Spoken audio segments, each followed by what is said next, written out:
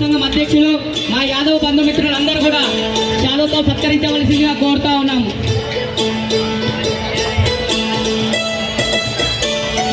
వారికి యాదవ్ సంఘం తరఫున అదేవిధంగా కార్పొరేటర్ గుర్రాల వెంకటేష్ యాదవ్ వారికి స్వాగతం సుస్వాగతం. అదేవిధంగా కార్పొరేటర్ పవన్ రెడ్డి గారు గోనె సీనన్న గారిని కూడా ఇక్కడికి రావాల్సిందిగా కోరుతాను.